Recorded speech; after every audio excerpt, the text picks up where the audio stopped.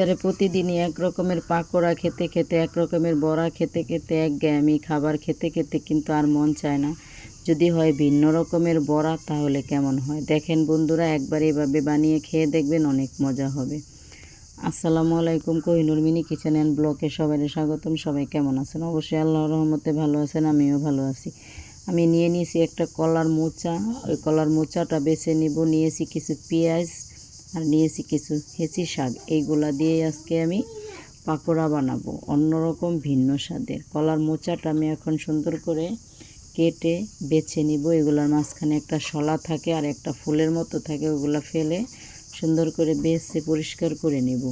আর এই কলার মোচার পকোড়াগুলা বড়াগুলা খুবই মজা হয়, মানে আমার কাছে ভালো লাগে, আনকমন একটা খাবার। সবগুলা বেছে কেটে সুন্দর করে ধুয়ে নিয়েছি আমি। এইগুলো দেখেন, এই তো এভাবে বেছে নিয়েছি। এগুলো সুন্দর করে ধুয়ে আমি সাজিয়ে নিয়েছি পানি জড়িয়ে। এখন এইগুলো আমি হালকা একটু লবণ আর একটু হলুদ দিয়ে সুন্দর করে গরম পানিতে একটু সিদ্ধ করে নেব। আর পেঁয়াজগুলো দেখেন এইভাবে আমি কুচিয়ে নিই নেই। আজকে এইভাবে ভিন্ন পেঁয়াজও বানাবো, ভিন্ন রকমভাবে পেঁয়াজের খোলসটা আমি সুন্দর করে বড় বড় করে উঠিয়ে নিয়েছি। আর এই দিকটা সেই থোরের কলা, আমাদের দেশে থোর বলে, সেই মোচাগুলো আমি সুন্দর করে গরম পানিতে লবণ আর হলুদ দিয়ে সিদ্ধ করে নিচ্ছি। এগুলো একটু হালকা বলক আসলে আমি সুন্দর করে সেঁকে নিব।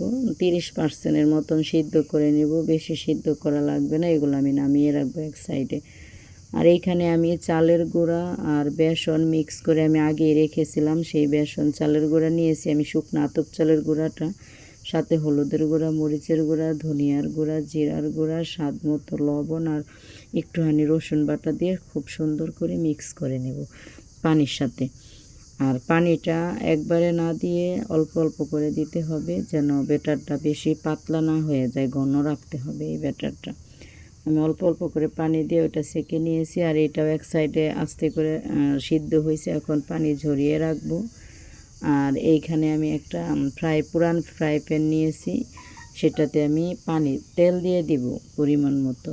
অত তেল না দিলেও চলবে, এটা একদম ডুবো তেল না হলেও চলবে, মিডিয়াম আকারে তেল দিয়ে এখন আমি সুন্দর করে সেই বড়াগুলো আগে করব। থোড়ের বড়া, মানে আমাদের কলার মোচার ওই বড়াটা আমি আগে সুন্দর করে, এতে দেখেন ঘন করে ব্যাটার করলে গায়ের মধ্যে লেগে যাবে, পাতলা করলে কিন্তু আবার এটা হয়ে যাবে, উঠে যাবে। আর বন্ধুরা, প্রতিদিন একই রকম না খেয়ে কিছু ভিন্ন ধরনের কিছু খান, পুষ্টিগুণ, ভিটামিন, শক্তি, মুখের টেস্ট সবই কিন্তু পাল্টে যাবে, চেঞ্জ হয়ে যাবে। তাই আমি আজকে এই উপকরণগুলো দিয়ে আর এইগুলা দিয়ে এইভাবে চেষ্টা করলাম, স্বাদ পাল্টাবে খেতে। আবার থোড় তো জানেন অনেক ক্যালসিয়াম, আয়রন। কথা বলতে বলতে থোড়ের বড়াগুলো আমার হয়ে গেছে, একদম মুচমুচে হয়েছে, লাল লাল করে ভেজে নিয়েছি। এখন আমি সেই পেঁয়াজগুলো ভেজে নিচ্ছি। পেঁয়াজের একটা করে খোলস উঠাইছি, সেই পেঁয়াজের খোলসগুলো সুন্দর করে দিয়ে দিলাম।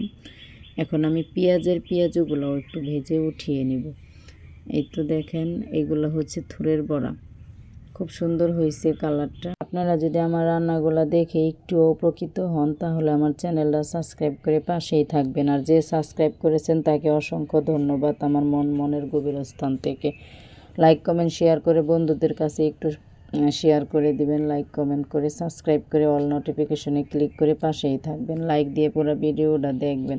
হেঁচি শাকের বড়াটাও আমার হয়ে গেছে। এই যে এইগুলো আমি পেঁয়াজগুলো উঠাইছি, এখন হেঁচি শাকের বড়াটা আমি উল্টিয়ে দিব। আর এইগুলো আতপ চালের গুঁড়া দেওয়ার কারণে এতটা মচমচে হয়েছে, কেউ কর্নফ্লাওয়ার দিয়েও করতে পারেন, আমার ঘরে যেটা আছে আমি সেটাই দিছি, লোভনীয় হয়েছে অনেক। তাহলে সবাই ভালো থাকবেন, সুস্থ থাকবেন, আর এরকম করে বানিয়ে খাওয়ার চেষ্টা করবেন, দেখবেন মন প্রাণ সব কিছু ভরে যাবে। অন্যরকম একটা ইফতার ছিল আজকে। আগামী গত ইফতারটা খুবই মজা হয়েছিল। আর হেঁচি শাকও আমি উঠিয়ে ভাজি করছি, ভিডিওটা দেওয়া হয় নাই, ওটা বড় হয়ে যাবে। সবাই ভালো থাকবেন, সুস্থ থাকবেন, পাশেই থাকবেন সাবস্ক্রাইব করে। আল্লাহ হাফেজ।